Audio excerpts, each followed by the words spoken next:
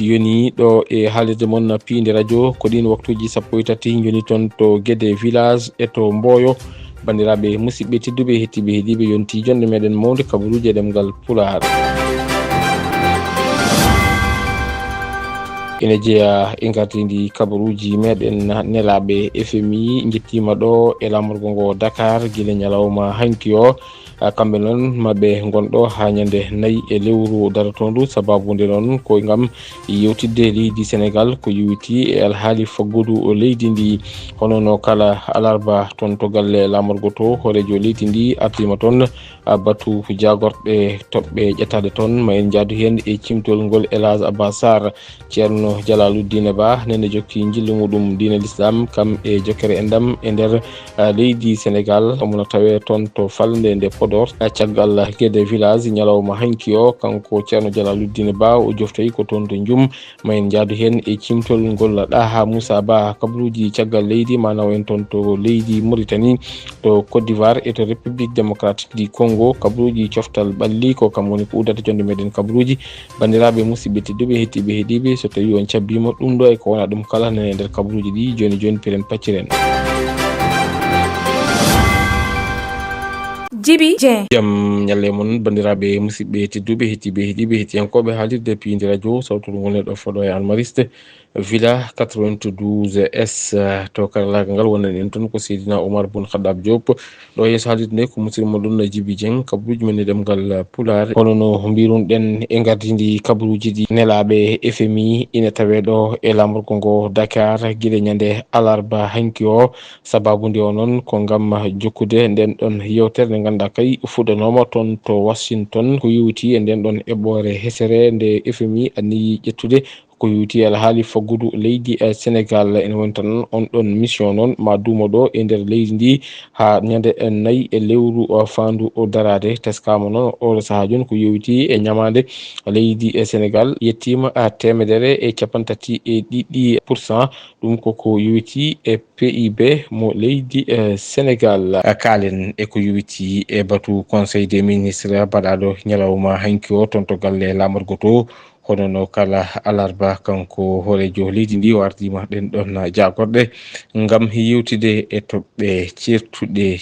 Elhadj Abbas Sarr ina artana en e on ɗon conseil des ministres baɗɗo hanki toon to galle lamorgo to. no aade yaari kala alarba hanki o hoorejo leydi ndi Bassirou Diomaye Diakhar Faye yuɓɓini ngun batu kanko hoorejo o arti e toɓɓe ɗo yinno fammindi conseil o. ina hen 80 arwaniri mandittare jango Thiaroye Gare kam e ƴellitgol ñalawma des tirailleurs sénégalais. o wi kanko hoorejo leydi ndi o heeɓi ñande alkamis 16 lewru yarkoma hitande 2025 livre blanc patude e ngun jangu mbannongu ñande 1 lewru bawte hitande 1994. o yetti hoorejo jagorɗo kam e professeur Mamadou Diouf gardinoɗo ɗen golle. kanko hoorejo leydi ndi o yetti o jarni nando makko mbo Kenya son excellence William Ruto e invitation mbo invitnombo ngam mawninde jambareɓe kamme officier ji leydi Kenya. hoorejo leydi ndi arti e projet de loi de finance 2026 weltare ndo jogui e ngol udditgol on section ordinaire mbo suudu sarɗiyankoɓe leydi ndi. o yetti hen hoorejo jagorɗe o kono kay o jarni ministre de l'économie, du plan et de la coopération kam e le ministre des finances et du budget ko juɓɓini ko on plan de redressement gonɗo e gollede ngam feññinde la vision Sénégal 2050. e ɗen golle o erimo hoorejo jagorɗo o Ousmane Sonko ndo tinnoto fawa guite mum e cogguli nguura leydi ndi. kam en nden ke kisal ɓesguli ɓe juuɗe men keedani caggal. o arti e gunol golle makko caggal leydi. ina hen lawol makko toon to Rwanda ñande 17 yaɓɓani 19 lewru octobre o yetti hono hoorejo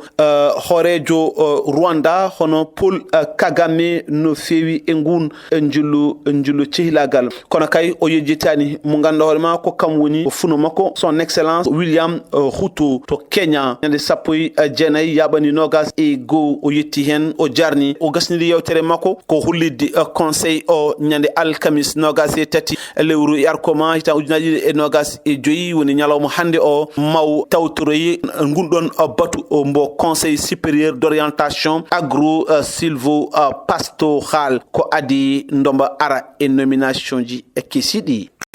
Vous écoutez Pide Radio. Nous émettons depuis Anne-Mariste, Villa 92S.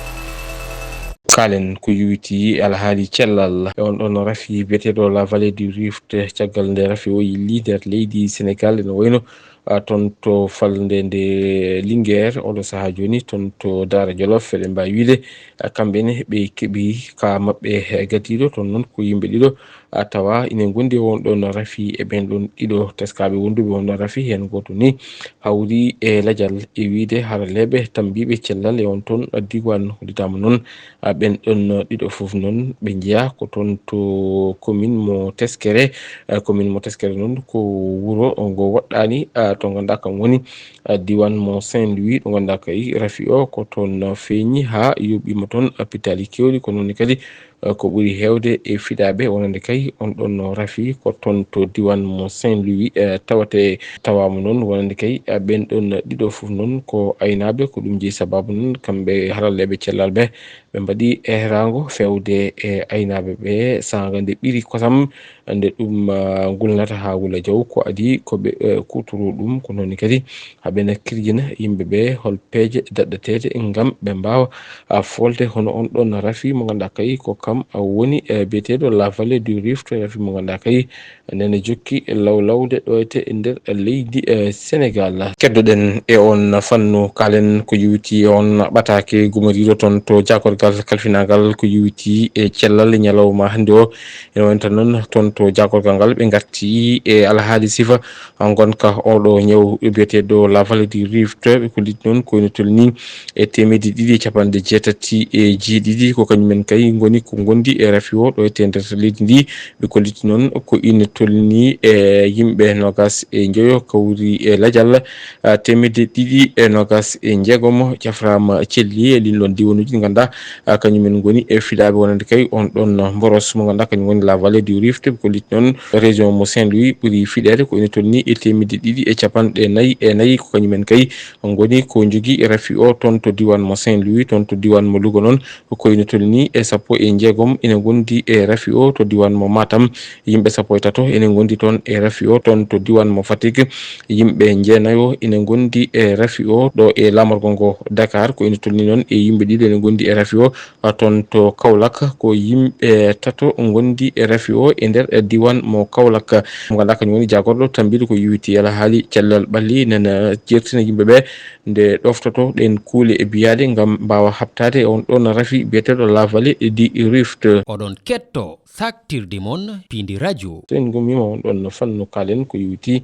ala haali dawrugol hono ɓen ganduɗa kañumen goni FDR noon ɓe kabri wonande kay ɓe joƴƴinayi ɗaɓɓade mabɓe toon to préfet mo Dakar ɗum noon ko caggal nde ɓe ganni yuɓɓinde woni seppo ñande capantati e goho ɗo lewru gonɗen ɗo ete lamborgo ngo Dakar ɓe kolliti noon wonde kay ɗin ɗon boli ɗiɓe cuuɓi ko toon to avenue mo ganduɗa kañum woni Khalifa Ababacar Sy faade toon to rond point Zedo ha yettanema terminus mo Sicap Liberté 5 e on ɗon déclaration noon kamɓe siifi ɗum ko ɓen ɓe ganduɗa kañumen goni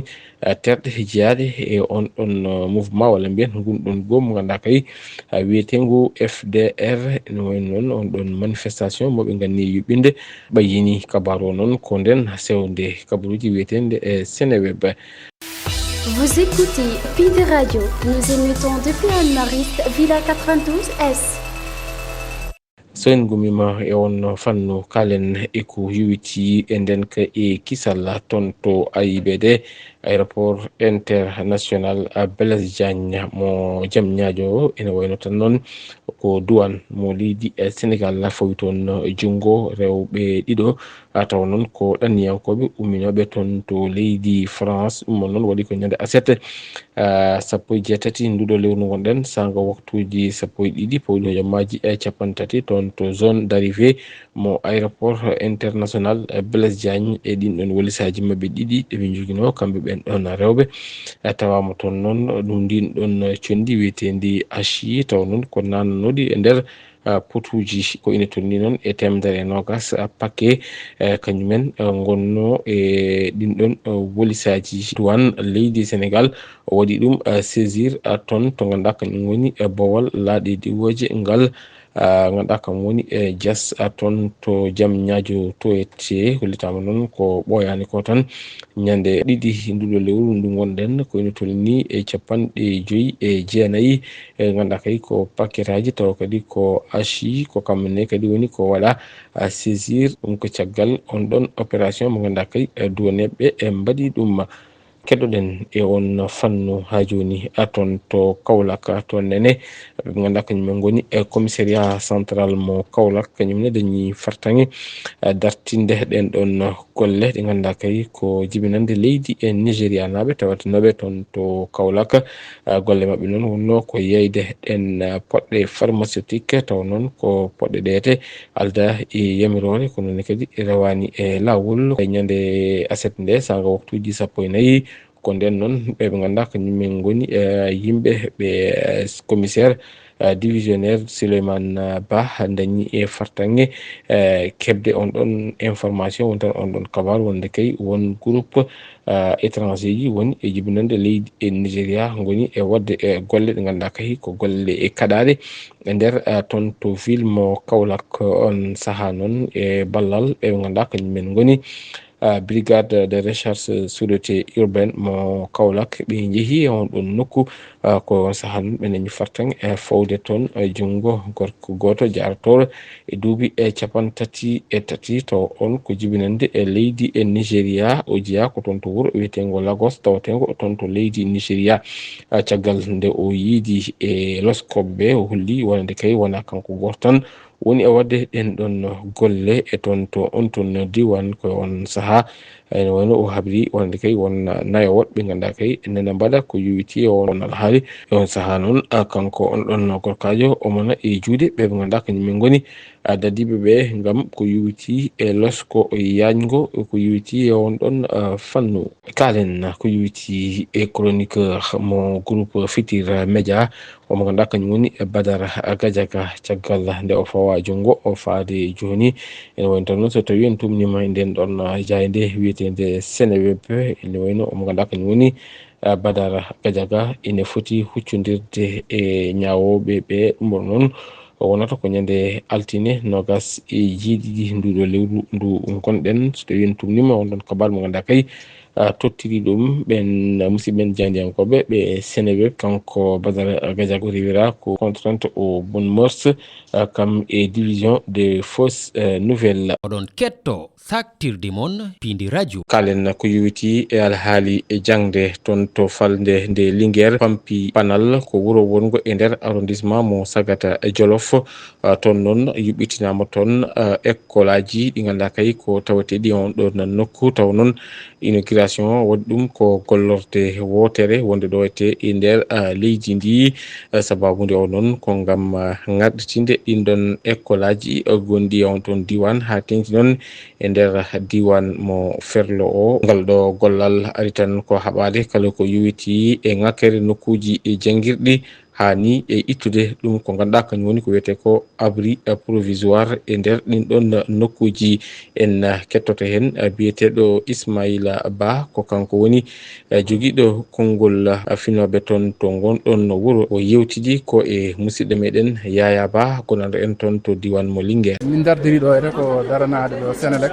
saabu min joguinoɗo programme mawɗo ganduɗa fuɗɗori guila Touba ne waɗa ɗon poste courant mawɗo poste oɗon ne ari ɗo ha Linguére won ligne haute tension mbaɗaɗo hen kañum rewno ɗo e projet oɗon noon liggoto hen ko EFA noon nomin kewi gollorade woni somin liggo somin gara aɓe ƴeewa quand même to ɓe birti ɗo foof holko sohla toon ɓe ƴeewa quand même e par rapport ak nomin liggirto ni e koɓe jogui ko holno ɓe mbawi waddirde haaɓe ballira hen population o ha kam mbawa yiide koye mumen e projet o aussi so projet o ko projet amnima joni maire diwano holko sohli e ko mbawi ɗum wallirde ha population wawa yiide hoore mum projet o ndeɓe namni ɗum noon maire o wino ko école o ne sohli mur de clôture comme no wiiri ni programme makko omo waɗi hen programme mur de clôture ji foof beele mo wawa ɗum jofnide ɗo e 2027 école aji foof mbaɗe clôture ndeɓe gari ɗon noon ɓe ƴeewi bâtiment uji no mbayni elle ko fuɗɗino bonde kam no wayri ni sirano sukaɓe ne jangga nder hen joni après ɓe garti autorité o ɓe mbi ɗum joni au lieu mbaɗa mur de clôture ɓe jiiɗa ɓuuri fewde e ɓuuri moƴƴude population o ko fewnditene salle de classe uji beele ma sukaɓeɓe mbawa wonde e bërbaji cirɗi beele ma mbawa janggude kam ha feewa ko ɗum no rendita men ɗo e dañi accord autorité ji noon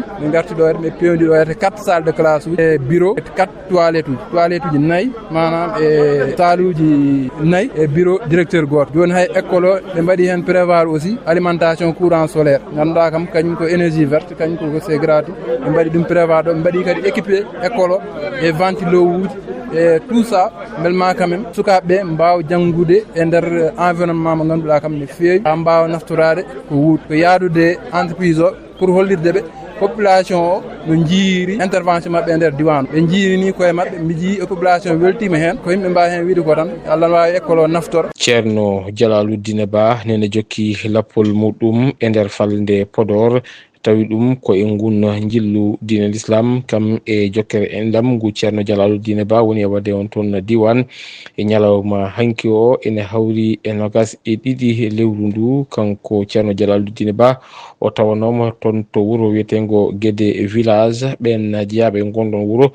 kolliti e weltare mumen gam jaɓɓade toon kanko Ceerno Jalaluddine Ba kono noon gonɗon wuro Guédé village ko wuro ganni saabu ɗum ine mofti e tarikh sababude on ɗon juma mo didno Abdoul Kadir Kane batte ɗam ilam ine teska e on ton diwan cimtol ɗaha Moussa Ba. Guédé village lamorgo commune tawitengo e nder falde Podor jaɓɓima Ceerno Jalaluddine Ba e o alarba nogas e goo lewru ndu ɗum ko ngun jillu makko diine l'islam e jokkere en ɗam garal ceernajo o e gon wuro weltini ɓesguji ɗi sanne Ousmane Camara goto e ɓesgu wuro ngo. ñalawma diine ñalawma weltare ñalawma mo ganduɗa ko goto e ceerno men ɓi ceerno men tanum ceerno men Jalaluddine mo ganduɗa ene ummini men to Madina Gounas ɓi ceerno Ahmad Tijani Ba omo ari jurodirde e bandiraɓe makko e yiɗɓe makko e musidɓe makko e sehilaɓe eɗen ɓamta sawtuji men wiidemo bisimilla makko e nokku o. Guédé village noon ko wuro ganni moftugo kelle tarik kewɗe ina hen ka juma ka Ceerno Abdoul Kadir Kane didno Cheikh Oumarul Foutiyou Tall mahtinomaka ko wuro ngo ganduɗa sa ari e maggo ma won ko kolleɗa ko ganduɗa ɗum ɗo ko Cheikh Oumarul Fouti e tani men Abdoul Kadir Kane goni waɗɓi ɗum ɗon woni juma mo ganduɗa o diida ko 1776 taw diidimo ko Ceerno Abdoul Kadir Kane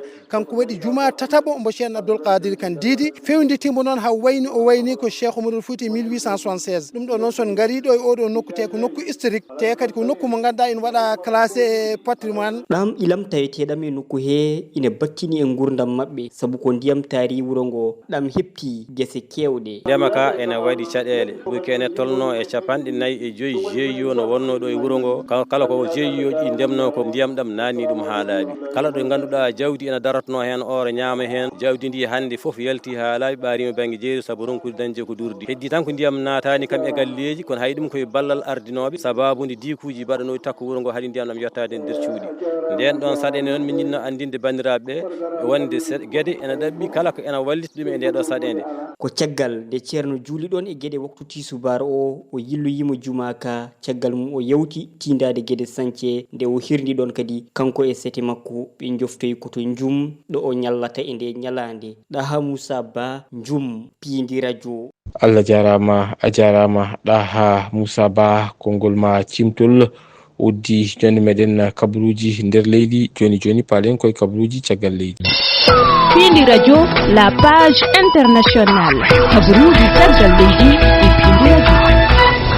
kabaruji men caggal leydi pudorten ko toon to leydi Mauritanie ñande talata nde e gonɗon batu conseil des ministres hollitama noon wonde kay e hewɓe taw ko gollotonoɓe e laamu leydi e Mauritanie kañumen kay oɗo saaha joni kañumen goni ko guitta e golle mumen ɗum noon ko caggal ɗin ɗon rapport aji ɗi ganduɗa kay cour des comptes mo leydi Mauritanie ɓayini ɗum koko yuwiti e hitande ujunnaje 2022 fayi hitande ujunnaje 2023 e caggal nde ɓe tuuma jogorade ɗum taw wona jogogal payodingal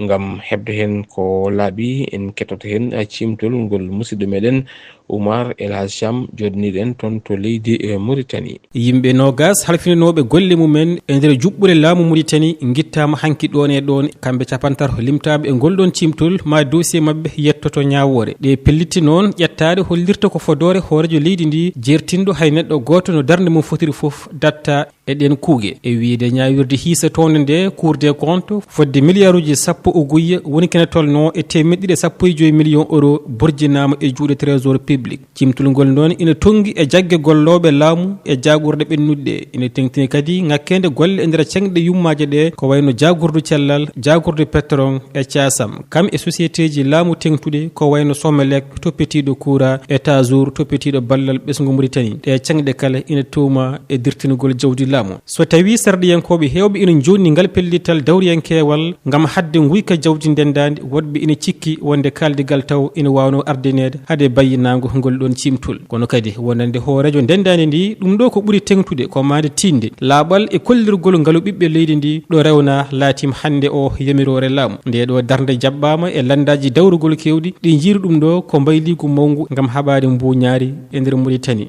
Oumar El Hadj Thiam Nouakchott Pindi Radio. Allah jarama a jarama Oumar El Hadj Thiam golle ma jooɗi e peewi leydi Côte d'Ivoire toon noon ko balɗe tan heddi e sumgoji lefol laamu no woni noon ɓen candidat ji ɗi ganduɗa kay ko kañumen goni ƴamoɓe lefol laamu ko yowiti e on ɗon élection présidentielle mo ganduɗa kay ina waɗa toon to leydi e Côte d'Ivoire o mo ganduɗa kañum woni gonnoɗo ete e cuddiɗo gonnoɗo ete hoorejo leydi Côte d'Ivoire mo ganduɗa kam woni Simon Bagbo oɗo saaha kañumen nene jeeya e ɓen ƴamoɓe lefol laamu ko yowiti e on ɗon ganduɗa kam woni gonɗon sumgo ganduɗa kay ne jogori wadde toon to leydi e Côte d'Ivoire hollitama noon wonde kay kanko on ɗon Simon Bagbo ko neɗɗo pattam lamijo ɗum ko yowiti e opposition toon to leydi e Côte d'Ivoire. to République démocratique du Congo ONG Médecins sans frontières nen mbaɗa erango ɗum koko yowiti on ɗon rafi choléra mo ganduɗa kay ina teska toon to République démocratique du Congo kolliti noon ko e nder lebbi jeenayi ko ina tolni 58,000 personnes oɗo saaha kay ene teska ene gondi e on ɗon rafi mo ganduɗa kay kañum woni choléra. toyi noon ɓe tumnima e ministère de la santé wonande kay ndin ɗon leydi ganduɗa kay ko kañum woni République démocratique du Congo. gasi ha laaɓi ceer kabaruji meɗen caggal leydi joni joni palen koye kabaruji coftal ɓalli. La page sport sur Pindi Radio. Kabaruji coftal ɓalli e Pindi Radio. kabaruji coftal ɓalli puddartoɗen koye ko yowiti e ballon d'or africain woni on ɗon cérémonie CAF Award woni tan ɓen ɗon zoraɓe ɓurɓe heptinade hitande hikka nde dunde Afrique woni tan noon andama ngol ɗon doggol fettoɓe sappo ɓe ganduɗa kay ko kañumen woni ɓurɓe heptinede e dunde Afrique o ɗo saaha omo ganduɗa kañum woni Lookman wondude e Mohamed Salah kam e Serhou Guirassy ha ni omo ganduɗa kañum woni Achraf Hakimi Victor Osimhen ɓe kala ene jeeya ngol ɗon doggol kono ni kadi ene waɗi ɓiɓɓe leydi e Sénégal naɓe ɗiɗo omo ganduɗa komo woni Elimane Ndiaye kam e Pape Matar Sarr kamin ɗiɗo kala noon ene jeeya e ngol ɗon doggol ngol ganduɗa kay kañumen goni sappo fettoɓe sappo ɓurɓe mantinde e hitande hikka nde ɗum koko yowiti e ballon d'or Afrique e hitande 2025 kalen ko yowiti e alhaali e fugu koyngel toon to Europe ɗum noon ñalawma hanki o fettino pettite ɗum ko yowiti e Ligue des champions européenne Atlético de Bilbao kañum hoccodirno ko e Karabakh ko Athletic Bilbao noon foliɓe loggi 3-1 Real Madrid ko kam jaɓɓino Juventus woli ɗum 1 e ndigga Bayern Munich mo Nicolas Jackson kam jaɓɓino Club Brugge fooli ɗum loggi 4 e ndigga Liverpool ko kam yano jillu toon to Francfort ko Liverpool noon dañi fattange foldeɓe loggi 5-1 ko noonne kadi loggi 5-1 toon to Stamford Bridge dingaral wiyete noon to Chelsea hakkunde Chelsea e ɓe ganduɗa kañumen goni Ajax Amsterdam ko Chelsea noon fooliɓe loggi 5-1 Atlanta de Bergame hakkunde muɗum e Étoile Rouge mo Belgrade ɓe mbaɗi ko ɗekki ndiga Olympique de Marseille ko kam koko fiya taw noon fi ɗum ko Sporting loggi ɗiɗi e gotel. DL des milieux de terrain sénégalais hakkunde Lamine Camara kam e Pape Matar Sarr ɓe mbaɗi ko ɗekki ɓe ganduɗa kañum goni Monaco kam e Tottenham mbaɗi ko ɗekki e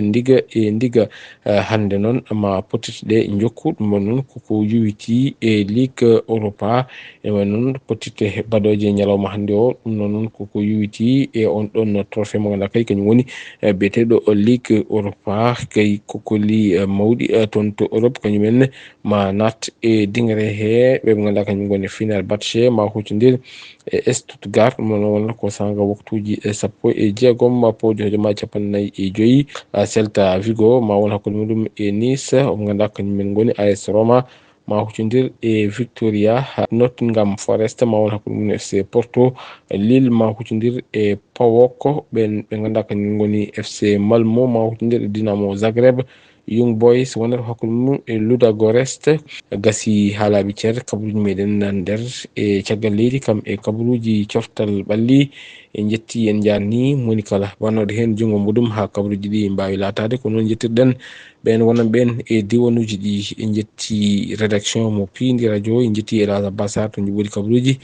en jetti Seydina Oumar Boun Khaddab Diop to karallagal ngal aadi meɗen e kabaruji wonata ko janggo so gen haji ɗo e nden min bon jokke ɗoftade kam e rewidade programme uji ɗi Pindi radio Allah jarama on jarama.